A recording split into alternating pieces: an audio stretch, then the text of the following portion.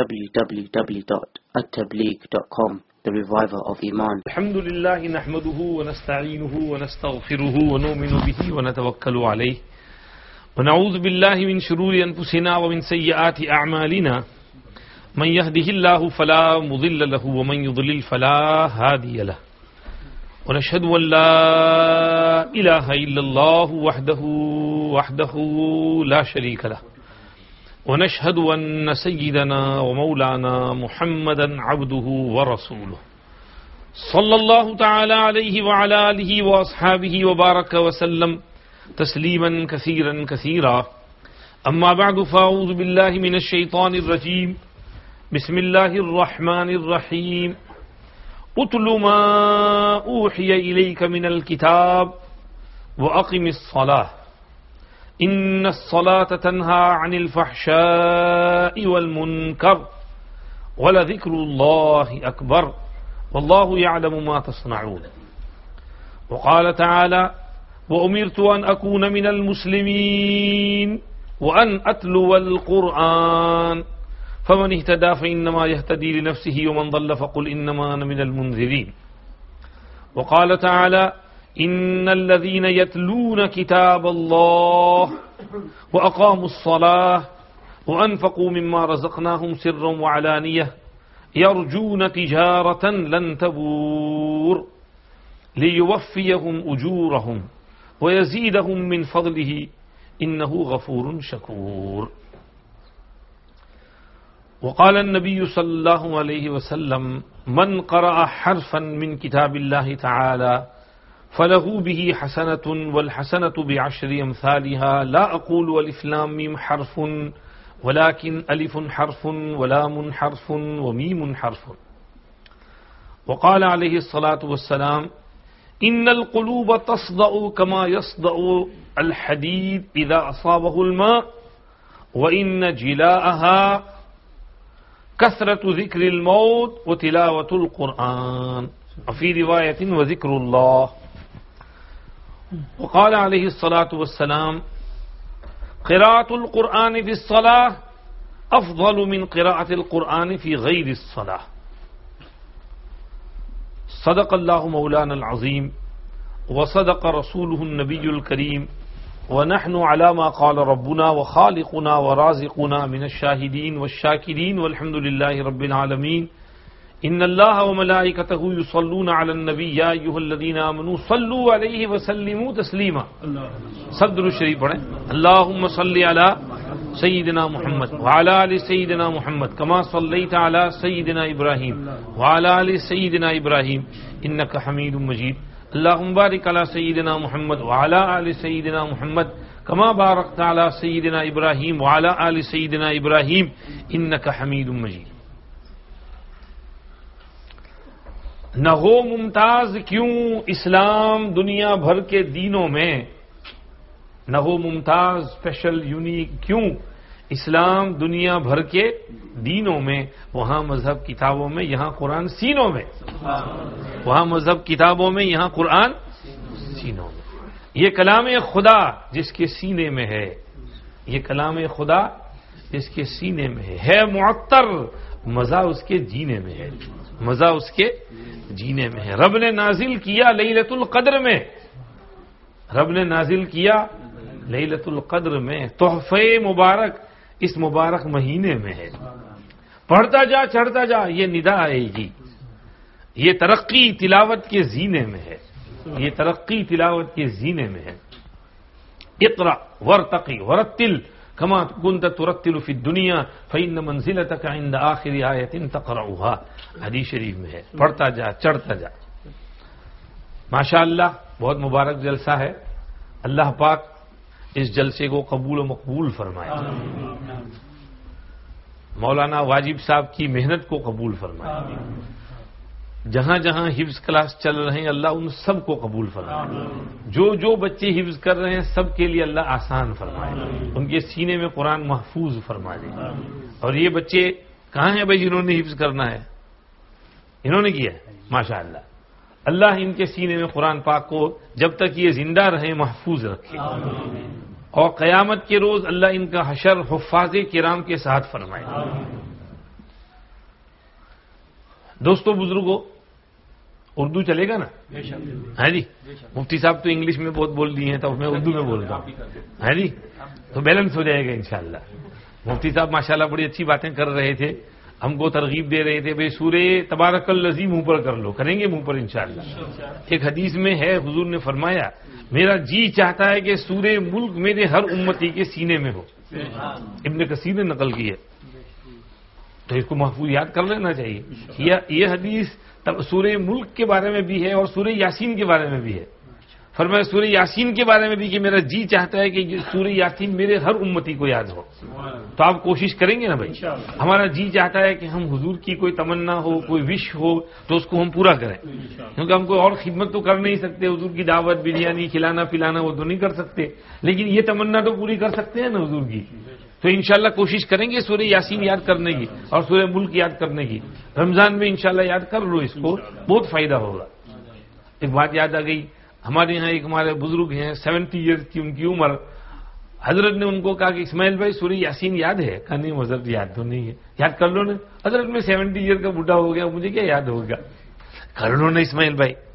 اب انہوں نے کچھ دن کوشش کی، لیکن وہ یاسین یاد کرنے میں ان کے وہ روزانہ پڑھنے کے جو معمولات اور تسبیح اور یہ سب، اس میں وہ فرق آ گیا۔ تو انہوں نے سوچا کہ یار یہ تو میرا سب رہ جاتا ہے، قرآن پڑھنا، تسبیح پڑھنا، ذکر کرنا، چھوڑ دیا انہوں نے۔ کچھ دن بعد، اب کچھ مدت بعد حضرت پھر ملے، اسماعیل بھائی وہ یاسین شریف یاد کر لی؟ حضرت وہ تو نہیں یاد کی۔ تو کر لو نا، کیوں نہیں کرتے ہو؟ محنت کرو، ہو جائے گی۔ اچھا ٹھیک ہے، اب میں ذرا سیریس ہو کے ٹرائی کروں گا۔ انہوں نے ذرا سیریس ہو کے یاسین ٹرائی کرنا شروع کیا، تھوڑے دن میں یاد ہو گئی ان کو پوری یاسین۔ اب وہ کہتے ہیں مولانا صاحب مجھے اتنی خوشی ہے، میں اپنے گھر سے نماز پڑھنے کے لیے زکریا مسجد چلتا ہوں تو یاسین شروع کر دیتا ہوں، چلتا چلتا یاسین پڑھتا پڑھتا مسجد آتی ہے تو میری یاسین ختم ہو جاتی ہے۔ جتنی دفعہ مسجد آتا ہوں اتنی دفعہ یاسین پڑھ لیتا ہوں۔ کتنا فائدہ! اور یاسین تو یاسین ہے، قلب القرآن ہے، قرآن کا دل ہے یاسین شریف۔ ایک ایک حرف پر 10 نیکیاں ملتی ہیں۔ کتنی؟ 10۔ یاسین شریف میں کتنے حرف ہیں؟ 3000۔ کتنے حرف ہیں؟ 3000۔ تو آپ یاسین شریف 5 منٹ میں پڑھیں گے تو آپ کو 3000 ملٹیپلائی بائی 10 کتنی ہوگی؟ 30,000 نیکیاں ملیں گی۔ صرف یاسین شریف پڑھنے پر کتنی نیکیاں ملیں گی؟ 30,000 نیکیاں ملیں گی۔ پڑھیں گے انشاءاللہ یاسین شریف؟ اللہ ہمیں توفیق نصیب فرمائے۔ اور قرآن شریف پڑھنے پر ہے جی، آپ قرآن شریف پڑھیں گے اور پورا قرآن ختم کر لیں گے شروع سے لے کر اخیر تک، تو قرآن شریف میں کم و بیش کوئی کہتے ہیں 3.5 لاکھ حرف ہیں۔ 3.5 لاکھ کو آپ 10 کے ساتھ ٹائم ملٹیپلائی کریں تو آپ ملینئر بن جائیں گے۔ بن جائیں گے کہ نہیں ملینئر؟ ہے جی، تو کتنی نیکیاں ملیں گی صاحب۔ تو اس لیے قرآن شریف تو خوب پڑھنا چاہیے۔ حافظ صاحب نے حفظ کر لیا ہے ماشاءاللہ، اب ان کے لیے قرآن شریف پڑھنا آسان ہو گیا، چلتے پھرتے اٹھتے بیٹھتے۔ جی ایک حدیث میں ہے جو جوان جوانی میں قرآن شریف پکا یاد کر لے تو اللہ قرآن کو اس کے گوشت پوشت میں مکس کر دیتے ہیں۔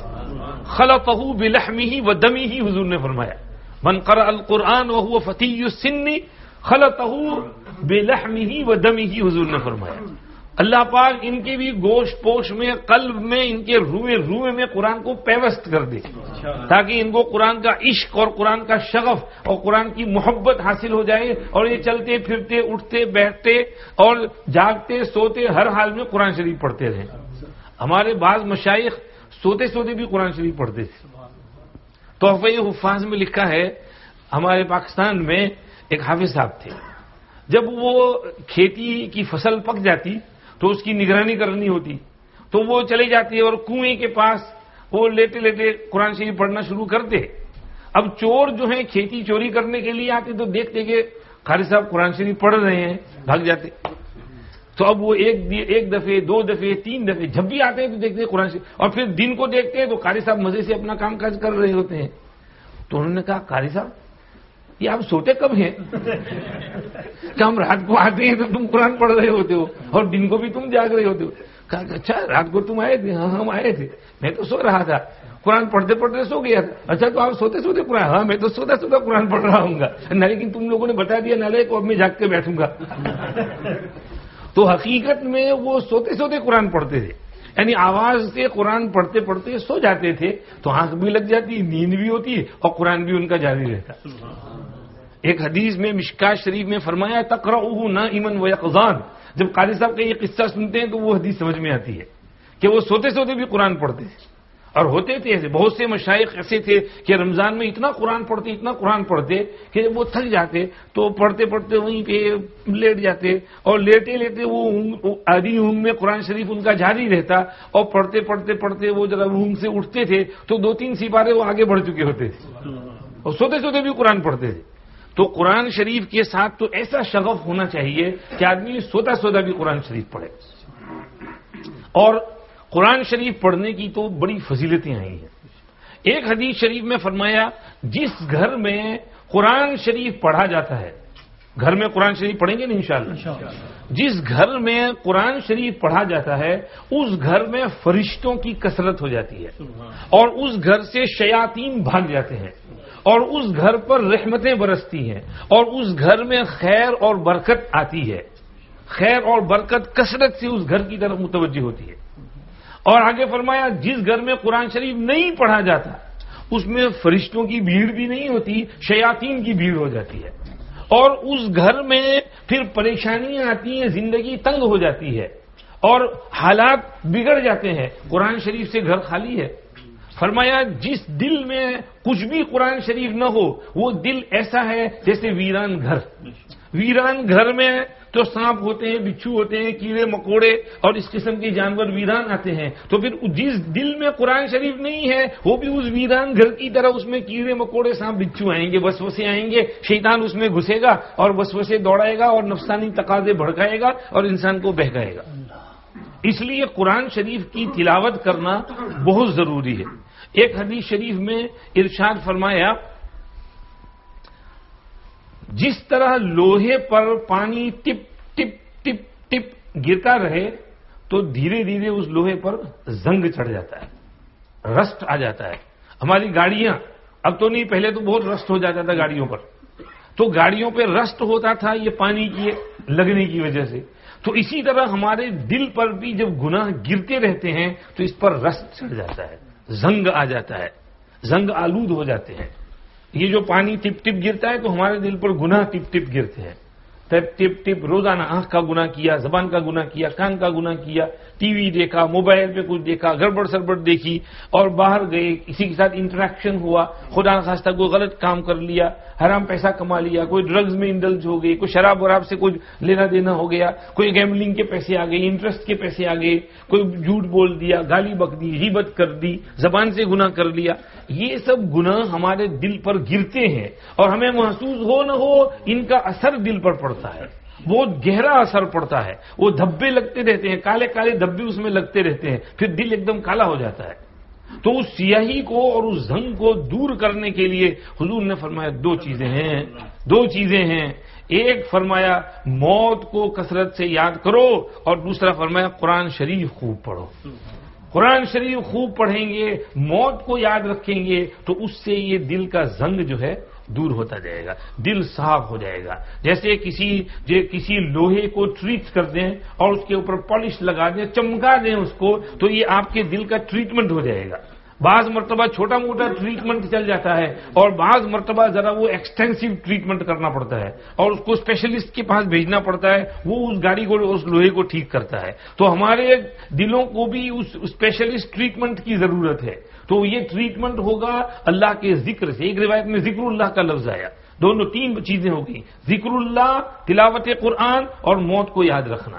اللہ پاک ہمیں اس کی توفیق نصیب فرمائے۔ تلاوت تو بہت ضروری ہے، اور بھی حدیثوں کے اندر آپ صلی اللہ علیہ وسلم نے اس کی فضیلتیں بیان کی ہیں۔ ابراہیم الخواص رحمۃ اللہ علیہ کہتے ہیں کہ دواء القلوب خمسۃ، دل کے اوپر جو رسٹ چڑھ جاتا ہے اس کا علاج اور اس کی میڈیسن 5 چیزوں میں ہے۔ اس کی میڈیسن 5 چیزوں میں ہے۔ پہلی چیز انہوں نے بیان کی قراءۃ القرآن بالتدبر، تدبر کے ساتھ قرآن شریف کی تلاوت کرنا، دھیرے دھیرے ذرا سوچ سمجھ کر کے قرآن شریف کی تلاوت کرنا، سمجھ کر کے ٹائم نکالنا قرآن شریف پڑھنے کے لیے، تو اس سے یہ دل کی میڈیسن ہے، دل کا علاج ہے قرآن شریف تدبر سے پڑھنا۔ دوسرا انہوں نے فرمایا قیام اللیل، رات کو تہجد پڑھنا۔ تہجد پڑھیں گے انشاءاللہ؟ ہاں جی، ابھی سے شروع کر دو، رمضان کی ویٹ نہ کرو۔ ہاں جی، اچھا آپ کہیں گے مولوی صاحب رات بہت چھوٹی ہے، فجر کے لالے پڑھ رہے ہیں اور آپ تہجد کی بات کر رہے ہیں۔ ہم کہیں گے ٹھیک ہے کوئی حرج نہیں، ہم بھی انسان ہیں، ہیومن بینگ ہیں، مشین نہیں ہے۔ تو چلو تہجد کے درجات میں بتا دیتا ہوں۔ تہجد کے 3 سٹیج ہیں، اعلیٰ، اوسط، ادنا۔ سب سے اعلیٰ یہ ہے کہ سحری کے ٹائم پر تھوڑی دیر سونے کے بعد اٹھ کر آدمی تہجد پڑھے۔ تو جو یہ کر سکتا ہو، جس کو کوئی کام کاج نہیں ہے، جاب نہیں ہے، MBBS ہے، ممبر آف بیٹھ بیٹھ سوسائٹی، تو اس کو تو ویسے بھی پورا دن سونا ہی سونا ہے، تو وہ ذرا اٹھ جائے تہجد کے ٹائم پر، سحری کے ٹائم پر تھوڑا تہجد پڑھ لے۔ ہے جی، ویسے بھی تو سونا ہی ہے دن کو، تو دن کو کمپنسیٹ کر لے، ظہر تک سو لے، کون پوچھنے والا ہے، لیکن تہجد کے ٹائم پر اٹھ کر تھوڑی تہجد پڑھ لے۔ یہ اعلیٰ درجہ ہے تہجد کا۔ اگر یہ نہیں پڑھ سکتے تو دوسرا درجہ اوسط، میڈیم۔ میڈیم درجہ یہ ہے کہ رات کو سونے سے پہلے تھوڑا تہجد پڑھ لیں۔ آپ سوتے ہیں 12 بجے، 12:30 بجے، تو وضو کر کے 4 رکعت، 6 رکعت، 8 رکعت، نہیں تو کم سے کم 2 رکعت تہجد آپ پڑھ کر پھر بستر میں سوئیں۔ آج ہماری لائف کچھ عجیب سی ہو گئی ہے، ہم سوتے ہیں تو بھی موبائل کے ساتھ اور جاگتے ہیں تو بھی موبائل کے ساتھ۔ واٹس ایپ میسج، فیس بک، ٹویٹر، انسٹاگرام، اسنیپ چیٹ، پتہ نہیں کیا کیا ہو، بابا اگرم بگڑم مناب شناب، ساری مصیبت سر پہ سوار ہے ہمارے، ٹائم ہی نہیں ملتا ہم کو۔ ہے جی، جوان تو جوان، سفید داڑھی والے بوڑھے بھی اس میں مست ہوتے ہیں۔ ہے جی، وہ فون پہ hello phone phone phone phone. ابھی ہمارے شیخ یونس صاحب تشریف لائے تھے تو میں دیکھتا تھا کہ شیخ صاحب بیٹھے ہیں یا شیخ صاحب تھوڑا غنودگی میں ہیں، لیٹ گئے ہیں، تو آس پاس جتنے بیٹھے ہیں سب موبائل میں مست ہیں۔ تو یہ میں نے کہا کہ یا اللہ، یہ کیسی دھن لگی ہوئی ہے کہ موبائل میں ہر وقت موبائل موبائل موبائل، سوتے ہیں تو بھی موبائل کے ساتھ اور جاگتے ہیں تو دعا بھی یاد نہیں رہتی کہ الحمدللہ الذی احیانا بعد ما اماتنا والیہ النشور۔ وہ اٹھتے ہی فون پکڑتے ہیں اور دیکھتے ہیں کوئی میسج تو نہیں آیا۔ تو یہ بات نہ ہو، سونے سے پہلے وضو کر کے ذرا 2-4 رکعت تہجد پڑھ کے، ذرا سونے کی دعائیں پڑھ کے پھر ہم سوئیں۔ یہ میڈیم درجہ ہے تہجد کا۔ اور اگر یہ بھی نہیں ہو سکتا تو پھر ادنا، لوسٹ درجہ یہ ہے کہ عشاء کی نماز کے بعد اور وتر پڑھنے سے پہلے آدمی بیچ میں تھوڑی سی نفلیں پڑھ لے۔ یعنی آپ عشاء کے بعد 2 سنت تو پڑھیں گے نا، ہے جی، تو 2 رکعت 4 رکعت نفل پڑھ لیں، اس کے بعد وتر پڑھیں۔ تو یہ جو 4 رکعت آپ نفل پڑھیں گے، اس میں آپ کس کی نیت کر لیں؟ تہجد کی۔ تو انشاءاللہ اللہ پاک اس پر بھی آپ کو تہجد کا ثواب دے دیں گے، مل جائے گا ثواب۔ پھر ونٹر میں جب رات لمبی ہو، اس وقت آپ 6 بجے اٹھ کر 1 گھنٹہ 2 گھنٹہ تہجد پڑھیے۔ اس وقت تو 7 بجے صبح صادق ہوتی ہے، تو آپ لمبی تہجد پڑھیے، نو پرابلم۔ ابھی راتیں چھوٹی ہیں، بے شک ہم انسان ہیں، اس وقت اٹھنا تھوڑا مشکل ہے، تو آدمی ذرا ان میں سے کوئی ایک سٹیج کی تہجد پڑھ لے۔ پڑھیں گے انشاءاللہ، اللہ مجھے بھی توفیق دے، آپ کو بھی توفیق دے۔ فرمایا قیام اللیل۔ تیسری چیز انہوں نے کہا خلو البطن، دل کی دوا جو ہے پیٹ خالی رکھنے میں ہے جی۔ پیٹ جتنا بھرا ہوتا ہے اتنا نفس بھی پھولتا ہے، پھر اس کو شرارتیں سوچتی ہیں۔ اور پیٹ خالی ہو تو جیسے آدمی تھوڑا ڈھیلا پڑ جاتا ہے تو نفس بھی تھوڑا شرنک ہو جاتا ہے، وہ ڈھیلا پڑ جاتا ہے، پھر اس کو شرارتیں نہیں سوچتی ہیں، ہے جی۔ تو اسی لیے ایک حدیث میں فرمایا، اے جوانوں، تم میں سے جو کوئی شادی کر سکتا ہو تو اس کو شادی کر لینی چاہیے، اور جو نہ کر سکتا ہو تو اس کو روزے خوب رکھنے چاہیے، کیونکہ روزوں سے اس کے دل کی شہوت ٹوٹے گی، کیونکہ بھوکا رہے گا تو پھر نفس نہیں بھڑکے گا، شرارتیں نہیں سوجے گی اس کو۔ جب پیٹ بھرا ہوتا ہے تو نفس بھی پھولتا ہے، شرارتیں سوچتی ہے۔ تو تھوڑا بھوکا رہو، تھوڑا بھوکا رہو، بھوکا رہنے کی عادت ڈالو، ابھی سے بھوکا رہنے کی عادت ڈالو۔ رمضان کے لیے تیاری کر لو، رمضان میں ویسے بھی 17، 18، 19 گھنٹے کا روزہ ہے، تو بھوکا رہنا ہی رہنا ہے، تو ابھی سے تھوڑی پریکٹس کر لو نا۔ تھوڑا ناشتہ کم کر دو، ذرا دوپہر کے کھانے میں کمی کر دو، شام کو ذرا تھوڑا سا لائٹ کر لو، تو اس سے کیا ہو جائے گا، دھیرے دھیرے ہمارا معدہ جو ہے وہ عادی ہو جائے گا تھوڑا بھوکا رہنے کا۔ اور بھوکا رہنا تو بہت اچھی چیز ہے۔ آپ صلی اللہ علیہ وسلم جان بوجھ کر بھوکے رہتے تھے، آپ کو بھوکا رہنا اچھا لگتا تھا۔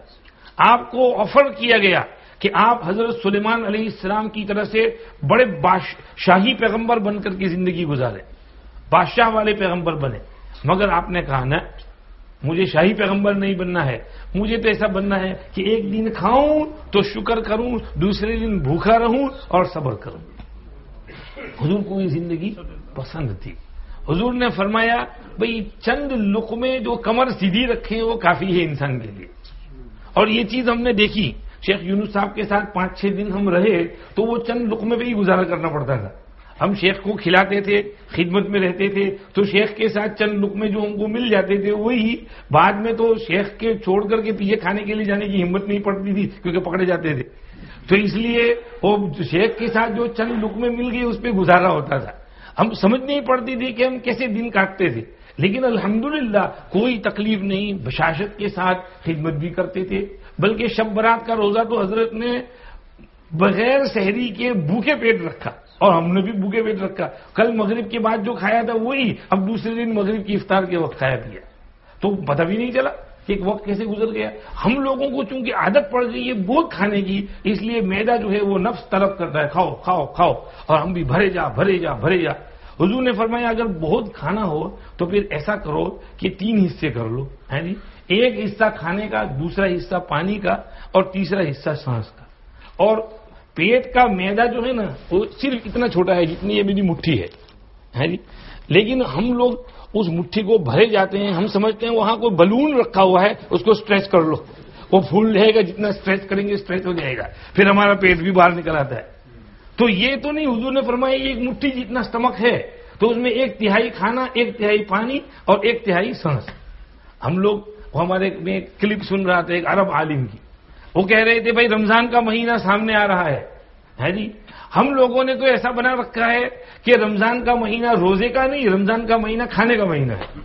وہ کہتے ہیں ہم 11 مہینے روزہ رکھتے ہیں، 1 مہینہ کھاتے ہیں، ایسا بنا رکھا ہے۔ کیونکہ افطار میں، سحری میں، افطار کے وقت وہ کہتے ہیں 20-25 سموسے چڑھا جاتے ہیں، اور پکوڑے اور لسی اور پتہ نہیں کیا کیا اور فروٹ، اور پھر مغرب بعد پیٹ بھر کر کے کھانا، اور پھر تراویح کے بعد وہ ڈیزرٹ اور یہ اور وہ، اور پھر سحری میں خوب پراٹھے وڑاٹھے یہ وہ اور پتہ نہیں کیا کیا نئی نئی چیزیں۔ بیچاری عورتوں کے لیے رمضان کا مہینہ بھی ایک مصیبت کا مہینہ بنا دیتے ہیں ہم۔ تو انہوں نے فرمایا کہ رمضان میں ہم اتنا کھاتے ہیں، شہر الطعام بنا دیا ہے، شہر الصوم نہیں۔ انہوں نے فرمایا کہ ہمارا حال ایسا ہو گیا ہے کہ حضور نے وہ 3 حصے کہی ہے تو ہم نے تو ایسا بنا دیا کہ نہیں وہ ایک حصہ کھانے کا نہیں، وہ تینوں حصے کھانے کے ہونے چاہیے، تو ہم تینوں حصے کھانے سے بھر دیتے ہیں۔ پھر پانی تو ہم کہتے ہیں وہ پانی کے لیے تو اپنی جگہ خود بنا لے گا پانی، اور سانس تو سانس آئے نہ آئے مجھے اس کی پڑی نہیں ہے، کہ یہ ہماری کیفیت ہو گئی ہے کھانے پینے کے سلسلے میں۔ تو ابراہیم الخواص کہتے ہیں دل کا علاج تین چیز، ایک ہوا تلاوت القرآن بالتدبر، دوسرا ہوا قیام اللیل، تیسرا ہوا پیٹ کو خالی رکھنا۔ پیٹ کو تھوڑا خالی رکھیں گے تو نفس کی بیماریوں کا علاج ہوگا، نفس ذرا درست ہوگا، اس کو شرارتیں کم سوجھیں گی، وہ تھوڑا سدھرے گا، اور دل ہمارا پاک صاف ہو جائے گا۔ دل میں پھر اللہ کی طرف سے نورانیت اترے گی، روحانیت آئے گی، ہمیں اللہ کا قرب حاصل ہوگا، اللہ کی محبت حاصل ہوگی، نمازوں میں ہمارا دل لگے گا، ہماری تلاوت میں جان پیدا ہو جائے گی، سجدے میں دھیان پیدا ہوگا، نمازوں میں توجہ ہم کو حاصل ہوگی، خدا کے ساتھ ہمارا دل جڑ جائے گا، اور یہ کنیکشن ہم کو حاصل ہو جائے گا۔ آگے انہوں نے فرمایا کہ چوتھی چیز فرمایا دعاؤں میں گر گرا کر دعائیں مانگنا، خاص طور پر سحری کے وقت اور نمازوں کے بعد افطاری کے وقت جب دعا مانگو تو گر گرا کر دعا مانگو، دعا لمبی مانگو، 10 15 20 منٹ کی دعا مانگو، بس ہاتھ اٹھا کر اللہ کے سامنے مانگتے رہو مانگتے رہو مانگتے رہو، اللہ سے باتیں کرتے رہو، مناجات کرتے رہو، روتے رہو دھوتے رہو، کچھ آنسو بہانے کی کوشش کرو، تو یہ دعائیں جب توجہ سے مانگیں گے تو اس سے ہمارا دل صاف ہوگا۔ اور 5ویں چیز انہوں نے فرمایا مجالست الصالحین، نیک لوگوں کی صحبت میں بیٹھنا۔ تمہارے محلے میں جو علماء ہوں، صلحاء ہوں، مشائخ ہوں، ہے جی، اور تہجد گزار ہوں، پہلی صف میں بیٹھنے والے حاجی صاحب ہوں، تو ان کے پاس تھوڑی دیر بیٹھنا، ان کی بات سننا، اور توجہ سے ان سے ادب سے پیش آنا، ان کی خدمت کرنا، ان کے پاس بیٹھنا، یہ ان کی باتیں سننا، اس سے بھی دل کی بیماریوں کا علاج ہوگا۔ یہ 5 چیزیں ہوئیں، قرآن پاک تدبر سے پڑھنا، تہجد پڑھنا، پیٹ خالی رکھنا، دعائیں دھیان سے مانگنا، نیک لوگوں کی صحبت میں بیٹھنا، اس سے دل کی بیماریاں دور ہوں گی اور دل پاک اور صاف اور ستھرا ہوگا۔ یہ حضرت ابراہیم الخواص کہتے ہیں۔ تلاوت کے سلسلے میں یہاں ایک روایت نقل کی ہے خطیب بغدادی اور دیلمی کے حوالے سے، جس کو عام طور پر لوگ ایسے ہی نقل کرتے ہیں، لیکن یہاں تحفہ حفاظ میں صفحہ 198 پر خطیب بغدادی اور دیلمی کے حوالے سے حدیث نقل کی ہے کہ حضور پاک صلی اللہ علیہ وسلم نے فرمایا، جس کو اللہ سے باتیں کرنی ہو، جس کو اللہ سے باتیں کرنی ہو تو وہ نماز کی نیت باندھ لے، نماز میں کھڑے ہو گئے، تمہاری معراج شروع ہو گئی، تم اللہ سے باتیں کرنا شروع کر دیا تم نے، اور جو یہ چاہے کہ اللہ اس کے ساتھ بات کرے تو اس کو چاہیے قرآن کھول کے بیٹھ جائے، قرآن پڑھنے لگے، کیونکہ قرآن میں اللہ اپنے بندے سے بات کرتے ہیں۔ تو اگر آپ چاہتے، if you want to talk to Allah, then start praying namaz, and if you want Allah to talk to you, then start reciting the Quran, because in the Quran Allah is speaking to you. ہے جی، اب آپ کہتے ہیں کہ یہ قرآن مجھے سمجھ تو پڑتی نہیں ہے تو فائدہ کیا ہے؟ آج کل کچھ لوگ ایسے ہیں جو نہ خود قرآن پڑھتے ہیں نہ دوسرے کو پڑھنے دیتے ہیں، ہے جی، روکتے ہیں، بھئی آپ قرآن پڑھ رہے ہیں، کیا فائدہ آپ کو اس کے پڑھنے سے، آپ کو سمجھ تو کچھ پڑتی نہیں ہے، آپ نے یہ صفحہ یہاں سے لے کر اخیر تک پڑھا، ایک صفحہ، آپ کو کچھ سمجھ تو پڑی نہیں، واٹس دا پوائنٹ؟ تو ان سے ہم کہتے ہیں کہ بھئی یہ تم سوال اس لیے کرتے ہو کہ تم نے قرآن کو آرڈنری بک سمجھ لیا ہے، جیسے شیلف پر کوئی اور بک رکھی ہوئی ہو، کوئی میڈیسن کی بک ہو، انجینئرنگ کی بک ہو، یا کوئی اور ٹاپک کی فزکس کی بک ہو یا ایسٹرونومی کی بک ہو، اگر آپ اس کو لے کر پڑھنا شروع کریں آپ کو کوئی سمجھ تو پڑھ نہیں، اس کو پڑھنے کا فائدہ کیا؟ تو بے شک یہ بات آپ کی صحیح ہے، لیکن قرآن یہ ان دوسری بک کی طرح سے نہیں ہے، یہ ایک یونیک بک ہے، یہ ایک اسپیشل بک ہے، یہ ایک ڈفرنٹ بک ہے۔ یہ بک کس کی ہے؟ اللہ کی۔ یہ قرآن ہے، یہ کتاب اللہ ہے، یہ صرف بک نہیں ہے، یہ قرآن ہے۔ قرآن کو قرآن کیوں کہتے ہیں؟ اس لیے کہ قرات کے معنی پڑھنا، یہ پڑھنا، یہ ریسائٹل کی بک ہے، ایک ہے ریڈنگ اور دوسری ہے ریسائٹنگ، ایک ہے سمجھنا اور دوسرا ہے پڑھنا۔ تو یہ تلاوت کرنے کے لیے بھی ہے اور سمجھنے کے لیے بھی ہے، بے شک اس کو سمجھنے سے بہت فائدہ ہوگا، لیکن اس کو صرف ریسائٹ کرنے سے بھی فائدہ ہوگا۔ فائدہ ہوگا کہ نہیں ہوگا؟ بھائی اس سے کم کیا فائدہ ہوگا کہ ایک حرف پر 10 نیکیاں ملیں گی؟ الف لام میم پڑھا تو 3 حرف 30 نیکیاں مل گئی۔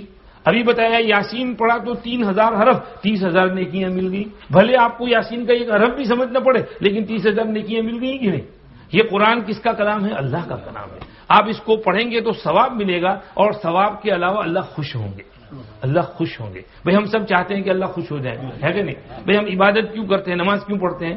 تاکہ اللہ خوش ہو جائے۔ روزے کیوں رکھتے ہیں؟ تاکہ اللہ خوش ہو جائے۔ زکوٰۃ صدقہ کیوں دیتے ہیں؟ تاکہ اللہ خوش ہو جائے۔ حج میں کیوں جاتے ہیں؟ تاکہ اللہ خوش ہو جائے۔ بھئی روزے میں بھی ہم یہ سوچیں کہ بھئی روزہ میں صرف ایسے ہی چلتا پھرتا نہیں، اللہ کو خوش کرنے کے لیے روزہ رکھ رہا ہوں، تو پھر آپ کی یہ جب نیت ہوگی نا اللہ کو خوش کرنا، pleasure of Allah, to make Allah happy with you, then آپ روزہ بھی برابر رکھیں گے۔ روزہ صرف بھوکا پیاسا رہنے کا نام نہیں ہے، روزہ جو ہے پورے بدن کا روزہ ہے، آنکھ کا بھی روزہ، کان کا بھی روزہ، زبان کا بھی روزہ، دل کا بھی روزہ، دماغ کا بھی روزہ، ہاتھ کا بھی روزہ، پاؤں کا بھی روزہ، یہ پورا روزہ ہے۔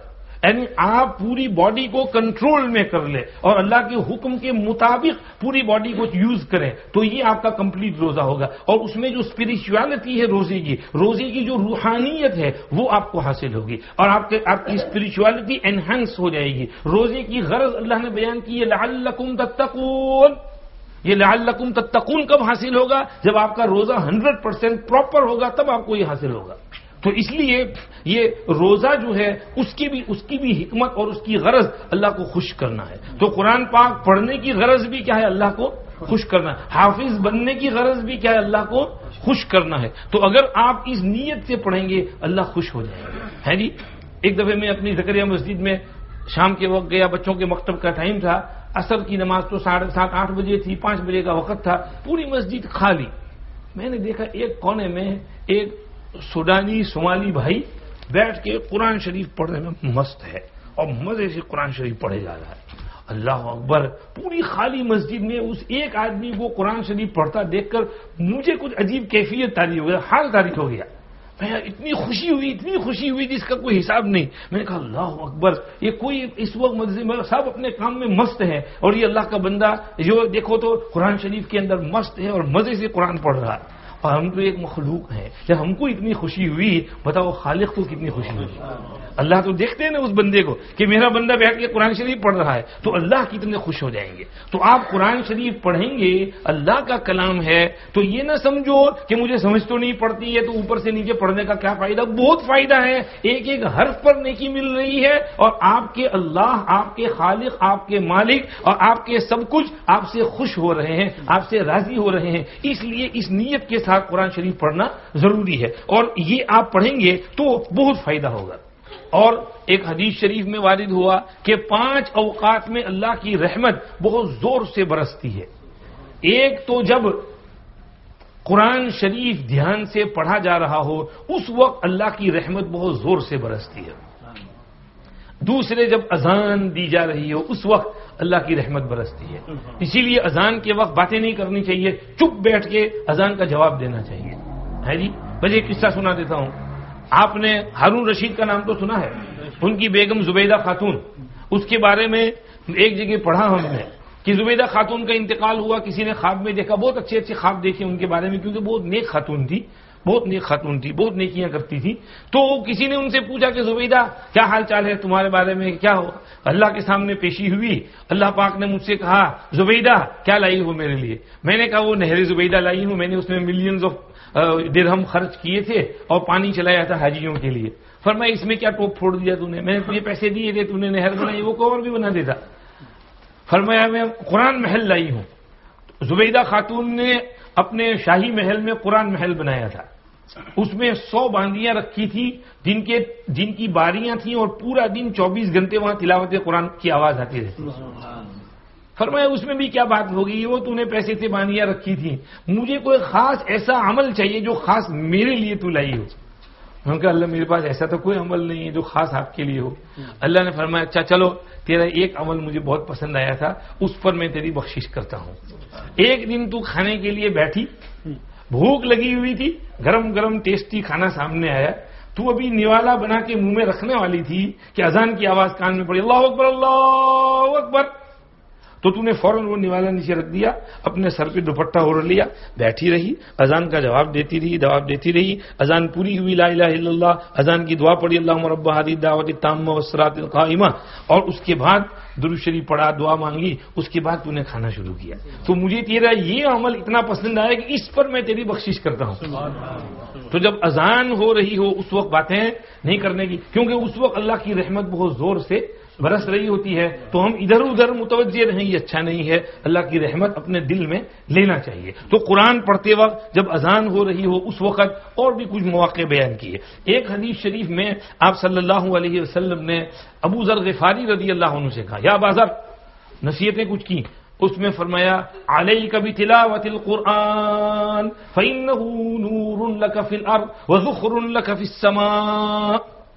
قرآن شریف کی تلاوت کو لازم پکڑ لو, اس لیے کہ تلاوت قرآن پاک فإنہ نور لک فی الارض, تمہیں نور دے گا زمین کے اوپر. تم جہاں جہاں جاؤ گے لوگوں کو تمہارے اندر نور نظر آئے گا.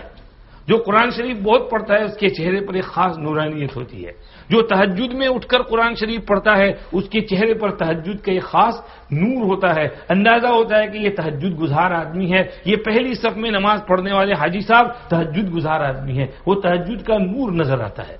تو قرآن شریف تمہیں زمین والوں میں نور کا سبب بنائے گی. تم جہاں جہاں جاؤ گے نور پھیلتا جائے گا. نام ان کا جہاں بھی لیا جائے گا, ذکر ان کا جہاں بھی کیا جائے گا, نور ہی نور سینوں میں بھر جائے گا, ساری محفل میں جلوے لپک جائیں گے. تو نور آپ کے دل میں آئے گا اور آپ کے لیے نور کا سبب بنے گا جب آپ قرآن پڑھو گے. اور فرمایا ذخر لک فی السماء, آسمان میں تمہارے لیے ذخیرہ بنے گا. ذخیرہ ہم اپنے گھر میں ذخیرہ رکھتے ہیں نا, ٹریجری میں پیسے رکھتے ہیں, جی گنتے رہتے ہیں کہ اتنے ہو گئے, بینک میں اتنے جمع ہیں, گھر میں اتنے ہیں, یہ ہے. تو یہ ذخیرہ سب کو اچھا لگتا ہے. فرمایا تلاوت قرآن تمہارے لیے آسمان میں ذخیرہ جمع ہوگا. جب اللہ کے یہاں پہنچو گے تو یہ ذخیرہ تمہیں ملے گا. اس لیے تلاوت کلام کر کے اپنے لیے اس ذخیرے کو جمع کرو. ایک حدیث شریف میں ارشاد فرمایا, جو آدمی قرآن شریف اپنے دل میں اٹھائے ہوئے ہے, حافظ قرآن ہے, اور وہ قرآن خوب پڑھتا ہے، اس کی مثال ایسی ہے جیسے کسی تھیلے میں مشک بھرا ہوا ہو اور وہ تھیلا کھلا ہو اور اس کی خوشبو ہر طرف مہک رہی ہو، تو اس حافظ قرآن جو قرآن پڑھنے والا ہے اس کی خوشبو بھی ہر طرف مہکتی ہے۔ اور جس سینے میں قرآن ہو لیکن قرآن پڑھتا نہ ہو، اس کی مثال ایسی ہے جیسے تھیلے میں مشک تو ہے لیکن اوپر سے اس کی رسی ٹائٹ باندھی ہے کہ وہ خوشبو اس کی آئی نہیں رہی ہے، پتہ ہی نہیں چلتا کہ اس تھیلے میں کیا رکھا ہوا ہے۔ اس لیے قرآن شریف پڑھو تاکہ وہ مشک کی خوشبو جو ہے وہ خوب پھیلے۔ ایک حدیث میں فرمایا نماز میں قرآن شریف پڑھنا یہ نماز سے باہر قرآن شریف پڑھنے سے زیادہ ثواب رکھتا ہے، اور نماز سے باہر قرآن شریف پڑھنا یہ تسبیح تکبیر تحمید تحلیل سے زیادہ فضیلت والا ہے، اور تسبیح تکبیر تحلیل یہ زیادہ فضیلت رکھتا ہے صدقہ خیرات سے، اور صدقہ خیرات کا ثواب زیادہ ہے روزے سے، اور روزہ تو جہنم کی آگ سے ڈھال ہے انسان کے لیے۔ تو اندازہ لگاؤ قرآن شریف پڑھنے کا کتنا ویلیو ہے جی۔ اب ہم حافظ صاحب کی طرف آتے ہیں، حافظ صاحب سے کہتے ہیں آپ نے قرآن شریف حفظ کر لیا ماشاءاللہ، اب آپ قرآن شریف کو خوب پڑھیے، خوب تلاوت کیجیے، ہے جی، خوب تلاوت کیجئے، خوب تلاوت کیجئے، کیونکہ یہ نماز میں قرآن شریف پڑھنے کا بہت اجر ہے، بہت اجر ہے، بہت ثواب ہے جی۔ اور آپ قرآن شریف کو خوب پڑھتے رہیں گے تو قرآن شریف آپ کے سینے میں جمع ہوا رہے گا، بھولو گے نہیں۔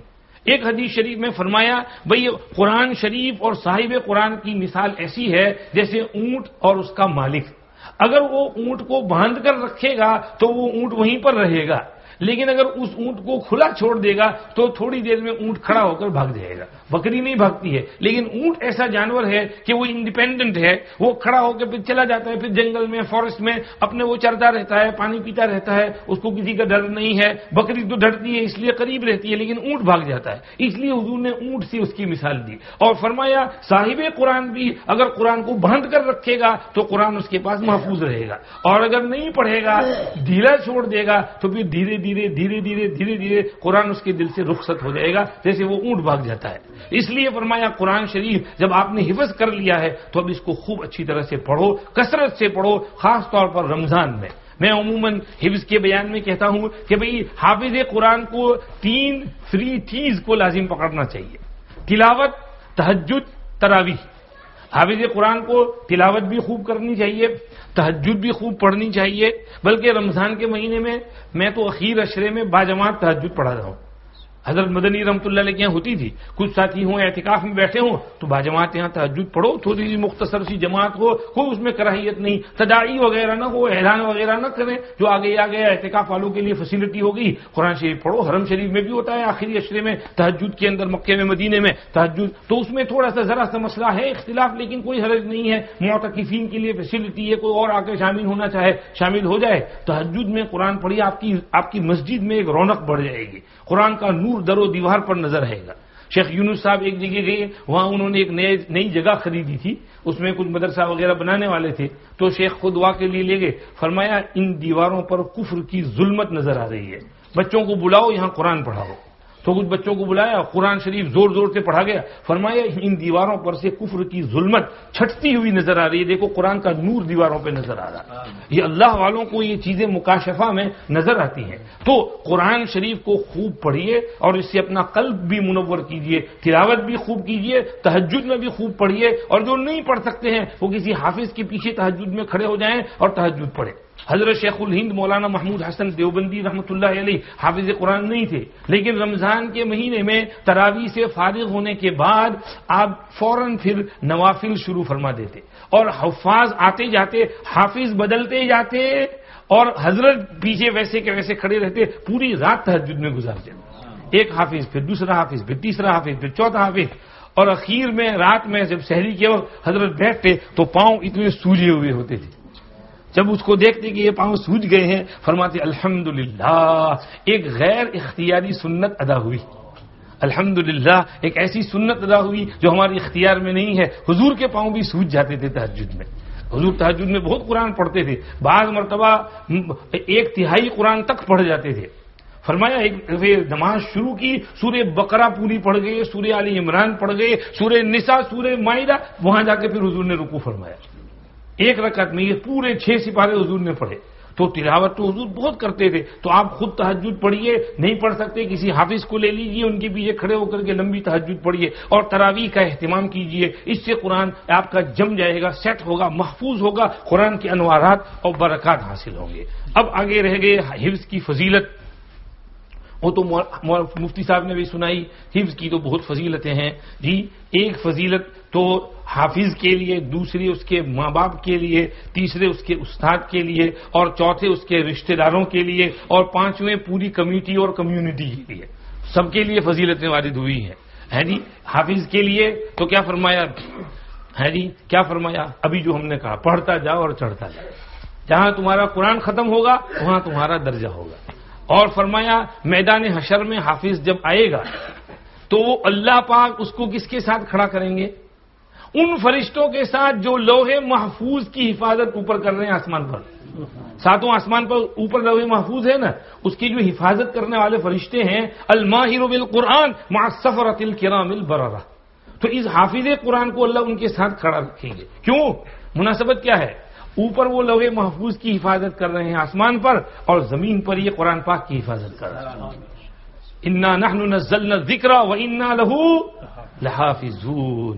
اللہ پاک قرآن کی حفاظت کیسے کر رہے ہیں؟ یہ مصحف کے ذریعے نہیں، کتاب کے ذریعے نہیں، قلم کاغذ کے ذریعے نہیں، حافظ کے سینے کے ذریعے اللہ حفاظت کر رہے ہیں کہ سینے میں قرآن رکھ دیا، اور سینہ بسینہ اس وقت 1.7 بلین مسلمان دنیا میں ہیں، ان میں کئی ملین حافظ قرآن ہوں گے، ملینوں حافظ قرآن ہوں گے، ہے جی۔ ہمارے یہاں پاکستان میں وفاق المدارس میں ایک سال میں نیرلی 500,000 حافظ بنتے ہیں، ایک سال میں، ہر سال حساب لگایا کہ ان کے ماتحت میں اتنے ہزار مدرسے چلتے ہیں، اور ہر مدرسے میں اتنے بچے اور اتنی بچیاں بھی بہت حافظ ہو رہی ہیں، بچے اور بچیاں نیرلی 500,000 تو ہمارے صرف اس علاقے میں حافظ ہو رہے ہیں، اور پھر دوسرے ہندوستان، بنگلہ دیش، پاکستان، اور پھر دوسرے علاقے، وہاں پر کتنے ملینوں حافظ بنتے ہیں، تو آپ لے لیجئے، تو یہ حافظ صاحب بھی ان ملینوں حافظ کی پارٹی میں شامل ہو گئے۔ تو میدان حشر میں جہاں لوح محفوظ کے محافظ فرشتے کھڑے ہوں گے، ان کو بھی ان کے ساتھ کھڑا کیا جائے گا، اور اللہ اپنے عرش کا خاص سایہ نصیب فرمائیں گے۔ ایک حدیث میں فرمایا اپنے بچوں کی تربیت 3 باتوں پر کرو، نبی کی محبت بچوں کے دلوں میں ڈالو، اور نبی کے فیملی ممبرز کی محبت ڈالو، اور قرآن کی محبت ڈالو، اس لیے کہ قرآن کے اٹھانے والے قیامت کے روز اللہ کے خاص مخصوص سائے میں ہوں گے، جب اللہ کے سائے کے سوا کوئی سایہ نہیں ہوگا۔ تو جس کے سینے میں قرآن ہوگا وہ اللہ کے عرش کے ایئر کنڈیشن والے ٹھنڈے ٹھنڈے سائے کے اندر کھڑا رکھا جائے گا، تو ان کو بھی اللہ وہاں پر کھڑا رکھیں گے۔ تو کتنی فضیلتیں ہیں، اور فضیلتیں پھر یہ پورا انہوں نے اتنے سال محنت جو کی ہے، اللہ اس کا ثواب دیں گے ان کو، 4 5 6 سال جتنے سال محنت کی ہے، تو جتنا قرآن پڑھا اس کا ثواب ان کے لیے محفوظ ہو گیا، پھر آگے پوری زندگی میں پڑھیں گے تو اس کا ثواب ملے گا ان کو، ہے جی، پڑھتے رہیں گے، ثواب جمع کرتے جائیں گے۔ پھر ان کے پیرنٹس کو وہ تاج پہنایا جائے گا، سارے مجمع میں سب کے سامنے بلا کر ماں باپ کو کہیں گے اللہ پاک لاؤ ان ماں باپ کو تاج پہناؤ، انہوں نے اس کی فیس بھری تھی، یہ اس کو مدرسے لے جاتے تھے، اس کی محنت کرتے تھے، اس کو انکریج کرتے تھے، صبح میں اٹھاتے تھے، مدد کرتے تھے، ان کو یہ ثواب دیا جائے گا۔ اور فیملی ممبرز میں 10 ایسے ممبر جن کو جہنم میں جانا ضروری تھا، ان کو کہا جائے گا جاؤ ان کو چھوٹ بچا کے لاؤ۔ تو اب چچا آپ آ جاؤ، ماموں آپ آ جاؤ، خالہ آپ آ جاؤ، دادا آپ آ جاؤ، دادی آپ، نانی آپ، نانا آپ آ جاؤ، جنہوں نے ان کو مدد کی تھی، انکریج کیا تھا، ہمت دلائی تھی، تو ان سب کو یہ چھڑا دیں گے وہاں سے۔ اگر خدا نخواستہ دوزخ میں جانا مقدر ہوگا ان کے، تو بھی ان کو بچا لیں گے وہاں سے۔ اور پھر استاد، استاد تو استاد ہے، خیرکم من تعلم القرآن وعلمہ، بلکہ تحفہ حفاظ میں ایک حدیث نقل کی ہے کہ جو شخص قرآن شریف سیکھتا ہے پھر اس کو سکھانے میں اپنی زندگی گزار دیتا ہے، اور بچوں کو حافظ بناتا ہے، پڑھاتا ہے قرآن شریف، اس کے انتقال کے بعد فرشتے اس کی قبر کی زیارت کے لیے اس طرح آتے ہیں جس طرح لوگ خانہ کعبہ کی زیارت کے لیے جاتے ہیں۔ اللہ اکبر، کتنی بڑی فضیلت کہ اس کی قبر پر انوارات کی بارش برستی ہے، نور اترتا ہے، پھر فرشتے اس کی قبر کی زیارت کے لیے آتے ہیں۔ حضرت مولانا احمد علی لاہوری رحمۃ اللہ علیہ کتنے بڑے خادم قرآن ہیں، پوری زندگی خدمت قرآن میں گزار دی، اتنے بڑے صاحب کشف بزرگ، اب وہ جہاں دفن ہے لوگ زیارت کے لیے جاتے ہیں، لوگ بھی جاتے ہیں اور فرشتے بھی وہاں زیارت کے لیے اترتے ہیں، یہ حدیث شریف میں ارشاد فرمایا۔ تو وہاں پر رحمتیں برستی ہیں، انوارات برستے ہیں، اس لیے آدمی قرآن شریف کی خدمت میں لگا رہے۔ اور پھر جو کمیٹی ہے مسجد میں، ماشاءاللہ آپ نے اتنی اچھی نئی مسجد بنائی، حاجی صاحب نے ابھی بتایا کہ اوپر بھی ماشاءاللہ بڑی اچھی مسجد ہے اور آپ کے پاس اور بھی فیسلٹیاں نہیں آپ نے قائم کی ہیں. اللہ آپ کی اس مسجد کی حفاظت فرمائے. جنہوں نے اس کے بنانے میں حصہ لیا اللہ سب کو جزائے خیر عطا فرمائے. اللہ پاک پوری کمیونٹی میں الفت محبت کے ساتھ سب کو رکھے اور یہاں پر جو مدرسہ مکتب وغیرہ جو خدمتیں چلتی ہیں اللہ اس سب کو جاری اور ساری رکھے. تو یہ کمیونٹی والے جو ہیں چونکہ یہ بیچارے محنت کرتے ہیں فیسلٹی فراہم کرتے ہیں یہاں بچوں کو پڑھاتے ہیں ان کو بھی بہت ثواب ملے گا بہت ثواب ملے گا. ہمارے مولانا بلال صاحب بری میں ہوتے ہیں ان کے یہاں ایک چاچا کا انتقال ہوا. انتقال کے بعد کچھ دن بعد غالباً مولانا بلال صاحب نے ہی ان کو خواب میں دیکھا.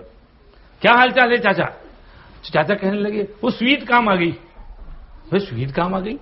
مولانا بلال صاحب نے پھر سوچا کہ یہ سویٹ کام آ گئی کا کیا مطلب؟ ہاں وہ چاچا جو ہے روزانہ وہ 4:30 بجے دروازے پہ آ کے کھڑے ہو جاتے تھے اپنے جیب میں سویٹ بھر کے لاتے تھے اور چھوٹے چھوٹے بچے وہ الف با تا سا پڑھنے کے لیے آئے تو وہ روتے ہیں تو چاچا ان کو ایک ایک سویٹ دیتے تھے تاکہ وہ بچہ روئے نہیں کلاس میں جا کر بیٹھے. بچے تو بچے ہیں بیچارے بولے بالے ہیں ایک سویٹ سے خوش ہو جاتے ہیں. تو بچوں کو یہ سویٹ دیا کرتے تھے تو وہ کہتے ہیں وہ جو بچوں کو سویٹ دیتا تھا وہ سویٹ کام آ گئی. بتاؤ جی وہاں اللہ کے یہاں قبر مغفرت ہوگی اس سویٹ پر اللہ نے بخشش کر دی. تو جو بیچارے یہ مسجد میں کمیٹی کام کرتے ہیں محنت کرتے ہیں اور ساری فیسلٹی فراہم کرتے ہیں اللہ ان کو کتنا اجر دیں گے بہت اجر ملے گا اور پھر پوری کمیونٹی کو بھی اجر ملے گا. اس لیے کہ کمیونٹی والے مسجد میں چندہ دیتے ہیں مدد کرتے ہیں محبت کرتے ہیں ہے جی. اور یہ حفظ کرنا یہ کیا ہے فرض کفایہ ہے. شرعی حکم کیا ہے اس کا فرض کفایہ. فرض کفایہ جیسے جنازے کی نماز کچھ لوگ پڑھ لیں تو سب کی ڈیوٹی پوری لیکن کوئی بھی نہ پڑھے تو سب گنہگار. تو حافظ بننا یہ بھی فرض کفایہ.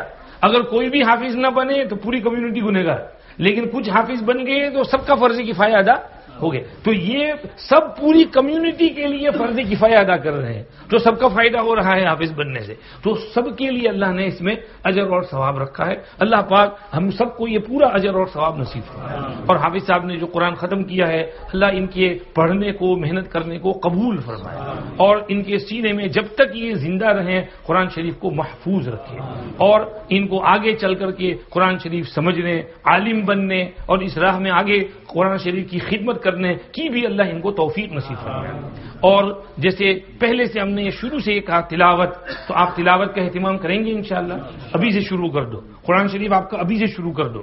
رمضان شروع ہونے کا انتظار نہ کرو ابھی سے پہلا پارا دوسرا پارا تیسرا پارا روزانہ اپنا ایک ٹائم فکس کر لو اور اس ٹائم پر بیٹھ کر کے اپنے گھر میں زور زور سے قرآن پڑھو تاکہ آپ کے بچے بھی سنیں آپ کی بچیاں بھی سنیں آپ کی بیوی بھی سنیں وہ ان کے کانوں میں قرآن شریف کی آواز پڑھے اور وہ بھی قرآن شریف کا ان کو بھی شوق ہو وہ بھی قرآن شریف لے کر بیٹھیں اور پڑھنا شروع کریں. اور جو اگر پڑھنا نہ جانتے ہوں تو امام صاحب کے پاس آ کر سیکھ لیں اور پڑھنا شروع کریں. قرآن شریف سے محبت کرنے کا بڑا فائدہ ہے. اللہ ہمیں قرآن سے محبت نصیب فرمائے تلاوت کی توفیق عطا فرمائے اور جتنے بھی حفاظ ہیں اللہ ان سب کے سینے میں قرآن محفوظ رکھے سب کی خدمتیں قبول فرمائے. مولانا واجب صاحب کی خدمت بھی قبول فرمائے. مولانا واجب صاحب نے ہم کو یہاں بلایا پروگرام کے لیے تو میرے ساتھ اپنے استاد کو بھی بلایا. حافظ شفیع صاحب سے انہوں نے حفظ کیا ہے تو انہوں نے کہا حافظ صاحب آپ بھی آؤ کہ آپ کا دل بھی خوش ہو کہ میرے شاگرد کا شاگرد قرآن ختم کر رہا ہے جی. تو یہ دادا استاد ہوئے تو ان کا دل بھی خوش ہوگا. اور ماشاءاللہ حافظ صاحب مجھے راستے میں کہہ رہے تھے مولانا واجب صاحب بہت شریف سے پہلے سے پورے حفظ کے دوران کبھی ان کو کوئی شکایت نہیں ان سے. اور میں دوپہر کو قیلولہ کرتا تھا تو جگانے کے لیے مولانا واجب صاحب ہی آتے تھے. ان کا حفظ پورا ہو گیا وہ عالم کلاس میں گئے تو میں نے کہا اب تو ان کا درجہ بڑھ گیا ہے تو میں نے دوسرے بچے کو کہا کہ بھائی تم مجھے جگا دینا. تو مولانا واجب صاحب نے اس بچے کو چپ چاپ سے کہا کہ تم مت جانا میں ہی جاؤں گا جگانے کے لیے. پھر وہی دوپہر کو خدمت کرنے کے لیے اور بخاری شریف تک 6 سال پورا اہتمام سے یہی حافظ صاحب کے اپنے استاد کی خدمت کرتے رہے. تو یہ مولانا واجب صاحب کی شرافت کی بات ہے. اللہ پاک ان کی شرافت میں برکت عطا فرمائے اور ان کی محبوبیت مقبولیت میں اضافہ فرمائے اور ان کے ذریعے پوری کمیونٹی کو اللہ خوب فائدہ پہنچائے. جزاکم اللہ وآخر دعوانا الحمدللہ رب العالمین وصلی اللہ وسلم علی سیدنا محمد وآلہ وصحبہ اجمعین برحمتک یا ارحم الراحمین. آپ اپنا پورا پڑھ لو پھر دعا کر لیں گے.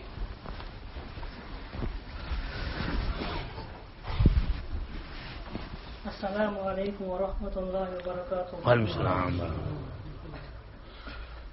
اعوذ باللہ من الشیطان الرجیم بسم اللہ الرحمن الرحیم قل هو اللہ احد اللہ الصمد لم یلد ولم یولد ولم یکن له کفوا احد بسم الله الرحمن الرحيم قل أعوذ برب الفلق من شر ما خلق ومن شر غاسق إذا وقب ومن شر النفاثات في العقد ومن شر حاسد إذا حسد. بسم الله الرحمن الرحيم قل أعوذ برب الناس ملك الناس إله الناس من شر الوسواس الخناس الذي يوسوس في صدور الناس من الجنة والناس. بسم الله الرحمن الرحيم الحمد لله رب العالمين الرحمن الرحيم مالك يوم الدين إياك نعبد وإياك نستعين اهدنا الصراط المستقيم صراط الذين أنعمت عليهم غير المغضوب عليهم ولا الضالين. بسم الله الرحمن الرحيم ألف لام ميم ذلك الكتاب لا ريب فيه هدى للمتقين الذين يؤمنون بالغيب ويقيمون الصلاة ومما رزقناهم ينفقون والذين يؤمنون بما أنزل إليك وما أنزل من قبلك وبالآخرة هم يوقنون أولئك على هدى من ربهم وأولئك هم المفلحون. صدق الله العظيم. ما شاء الله ما شاء الله ما شاء الله. بسم الله.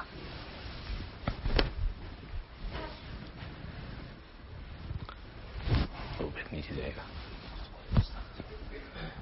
یہی استاد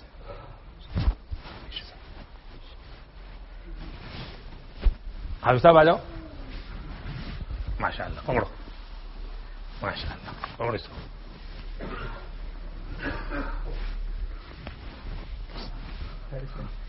لے آؤ صاحب.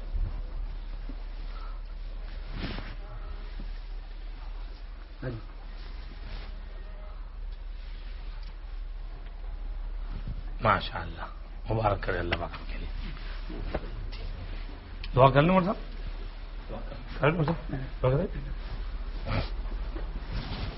درود شریف پڑھ لیں.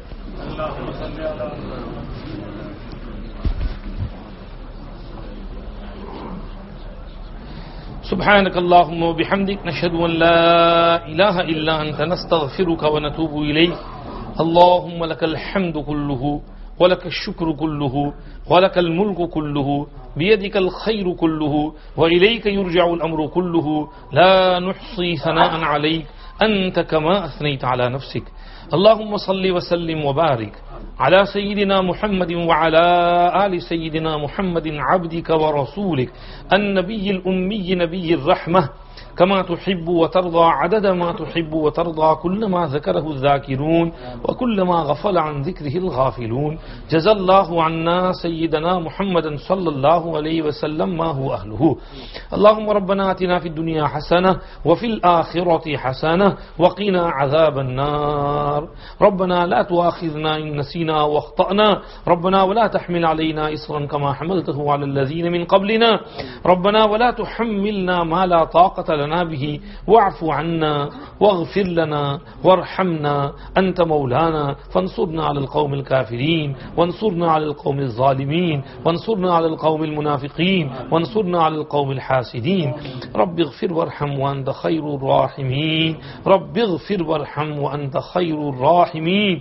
رب اغفر وارحم وأنت خير الراحمين. اللهم اغفر لنا وارحمنا وعافنا وارزقنا واسترنا واجبرنا واهدنا وارفعنا إنا لما أنزلت إلينا من خير فقراء. اللهم آنس وحشتنا في قبورنا اللهم ارحمنا بالقرآن العظيم واجعله لنا إماما ونورا وهدى ورحمة اللهم ذكرنا منه ما نسينا وعلمنا منه ما جهلنا وارزقنا تلاوته آناء الليل وأطراف النهار واجعله لنا حجة يا رب العالمين اللهم نور قلوبنا بالقرآن وزين أخلاقنا بالقرآن ونجنا من النار بالقرآن وادخلنا الجنة بشفاعة القرآن اللهم اجعل القرآن العظيم ربيع قلوبنا ونور صدورنا وجلاء أحزاننا وذهاب همومنا وغمومنا وكروبنا يا رب العالمين اللهم اجعلنا من أهل القرآن الذين هم أهلك وخاصتك وأولياؤك يا رب العالمين اللهم اجعلنا ممن يقيم حروفه وحدوده ولا تجعلنا ممن يقيم حروفه ويضيع حدوده یا ارحم الراحمین. محض اپنے فضل و کرم سے ہم سب کی مغفرت فرما دیجیے یا اللہ. بے شک ہم بہت گنہگار خطا کار سیاہ کار مگر آپ ہی کے بندے ہیں. آپ کے سامنے آپ کے حضور میں ہاتھ جوڑ کر معافی مانگتے ہیں, اپنے سب گناہوں سے توبہ کرتے ہیں. یا اللہ ہم سب کی توبہ قبول فرمائیے.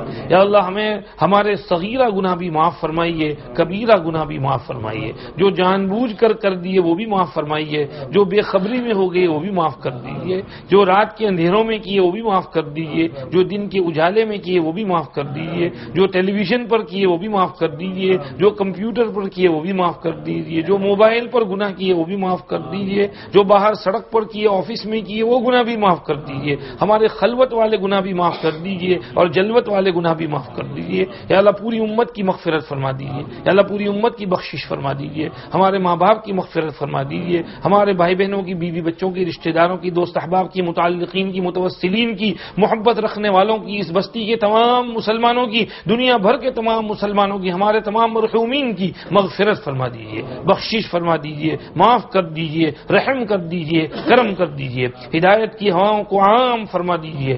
اپنوں کو بھی ہدایت نصیب فرمائیے اور غیروں کو بھی ہدایت نصیب فرمائیے. ہم سب کو صراط مستقیم پر استقامت عطا فرمائیے.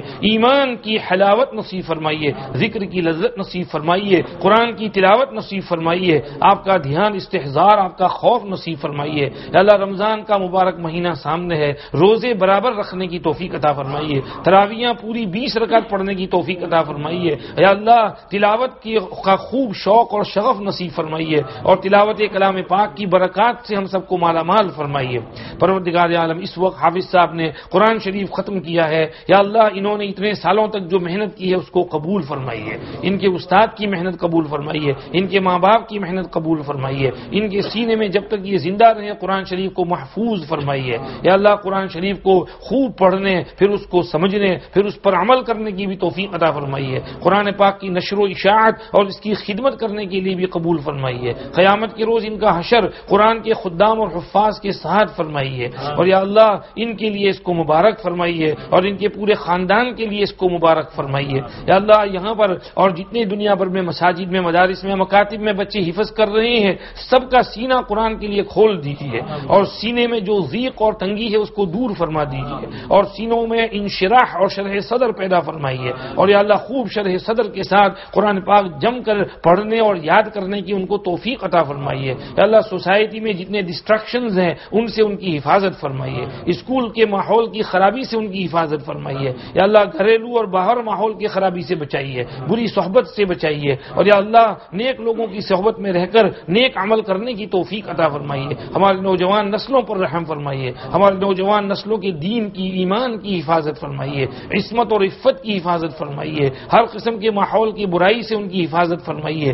زنا سے بچائیے, لواطت سے بچائیے, شراب نوشی سے بچائیے, ڈرگز سے بچائیے. ماحول کی برائی کو ختم فرمائیے اور ہمیں ماحول کو درست کرنے کی توفیق عطا فرمائیے. اور یا اللہ ماحول کو اچھا بنانے کی توفیق عطا فرمائیے. یا اللہ اطاعت اور فرما برداری والا انوائرمنٹ پیدا کرنے کی توفیق عطا فرمائیے. کفر اور شرک اور فسق اور فجور کی ہواؤں سے ہماری اور ہماری نسلوں کی حفاظت فرمائیے. ہماری نسلوں کو بھی ایمان پر ثابت قدمی عطا فرمائیے, استقامت عطا فرمائیے, خیر و برکت کی طرف متوجہ فرمائیے. اس مسجد کی حفاظت فرمائیے, مسجد والوں کی حفاظت فرمائیے, ائمہ حضرات اور مصلیوں کی حفاظت فرمائیے اور مسجد کو پورے علاقے والوں کے رشد و ہدایت کا مرکز بنائیے اور یہاں سے ہدایت پھیلنے کے فیصلے فرمائیے. ہماری ٹوٹی پھوٹی دعائیں قبول فرمائیے.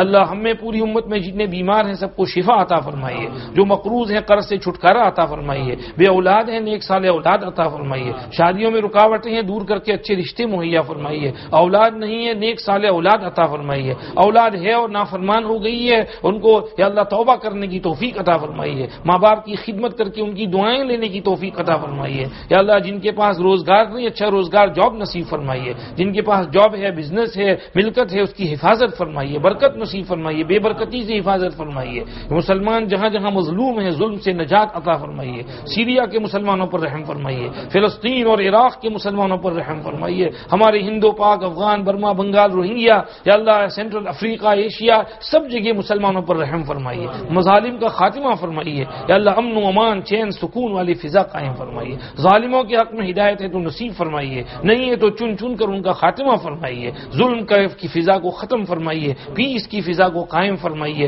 یا اللہ پوری انسانیت پر رحم فرمائیے، پوری انسانیت کو ظلم و ستم کے شکنجہ سے نجات عطا فرمائیے، یا اللہ ہماری ٹوٹی پھوٹی دعائیں قبول فرمائیے، ہمیں تو دعا مانگنا بھی نہیں آتا، صحیح دعائیں آپ کے پاک پیارے حبیب صلی اللہ علیہ وسلم نے ہی مانگی ہیں، انہوں نے آپ سے جو جو بھلائیاں مانگی ہیں وہ سب ہم کو نصیب فرمائیے، اور انہوں نے جن جن برائیوں سے پناہ مانگی ہے ان تمام برائیوں سے ہم سب کو اپنی پناہ نصیب فرمائیے۔ ربنا تقبل منا انك انت السميع العليم وتب علينا انك انت التواب الرحيم وصلى اللهم وسلم على سيدنا محمد وآله وصحبه اجمعين برحمتك يا ارحم الراحمين۔